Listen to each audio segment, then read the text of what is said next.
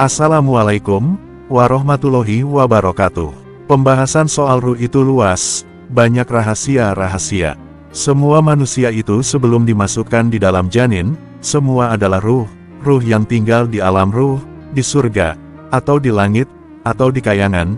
Jadi ada orang yang lahir di dunia ini, sebelumnya sebagai ruh tinggal di surga, atau di langit, langit tinggi dan langit rendah, atau dari kayangan, atau di bumi tapi di alam ruh, atau orang bumi yang tidak punya kedudukan di langit. Ketika dilahirkan maka semua dalam posisi nol, walaupun itu orang dari surga yang ditugaskan di dunia atau orang langit atas para aulia sirullah, atau langit bawah para aulia biasa, atau orang kayangan.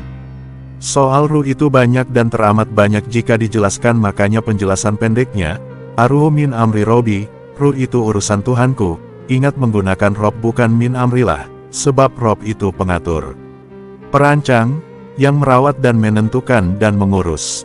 Makanya jika dijelaskan akan banyak sekali penjelasan yang di luar nalar manusia. Contoh ruh di surga, lo memang ada ruh yang sudah di surga, ya ada, apa surga sudah ada yang menempati? Ya ada, bidadari malaikat, juga ruh yang meninggal dengan syahid, apa dalilnya? Firman Allah, janganlah kamu mengira bahwa orang-orang yang gugur di jalan Allah itu mati, bahkan mereka itu hidup di sisi Tuhannya dengan mendapat rezeki. Mereka dalam keadaan gembira disebabkan karunia Allah yang diberikannya kepada mereka, dan mereka bergirang hati terhadap orang-orang yang masih tinggal di belakang yang belum menyusul mereka, bahwa tidak ada kekhawatiran terhadap mereka dan tidak pula mereka bersedih hati. Qs. Ali Imran, 169-170. Dalam Sahih Muslim, dari Masyruq rahimahullah, berkata, kami bertanya kepada Abdullah tentang ayat ini. Qs. Ali Imran, 169. Dia menjawab, adapun kami telah bertanya tentang hal kepada Nabi Shallallahu Alaihi Wasallam, lalu beliau menjawab, sesungguhnya ruh-ruh para syuhada itu ada di dalam tembolok burung hijau.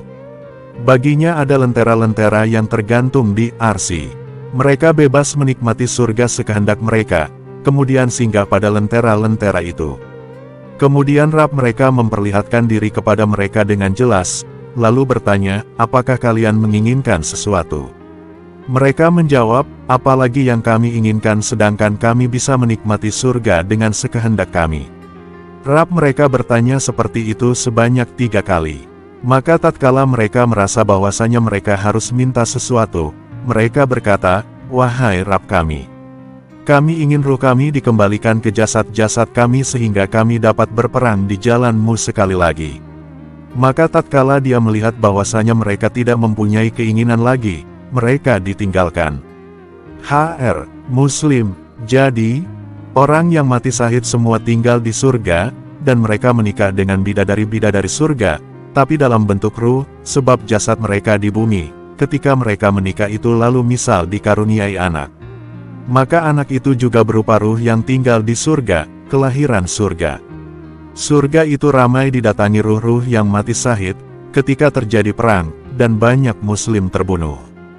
Juga ketika banyak bayi terbunuh di Syria atau Sam, atau Palestina, maka banyak bayi atau anak kecil yang meninggal ruhnya dibawa ke surga. Surga jadi ramai banyak tangisan anak-anak yang berlepotan darah dari lukanya. Lalu ada orang yang meninggal sebagai waliullah, tinggal di langit tinggi, ketika mereka meninggal mempunyai kedudukan langit tinggi, dan ketika mereka ditugaskan ke bumi lahir sebagai bayi, atau masuk ke manusia, sebagai ruh pendukung pada aulia yang ditugaskan. Jadi, pembahasan soal ruh itu luas, banyak rahasia-rahasia. Semoga bermanfaat.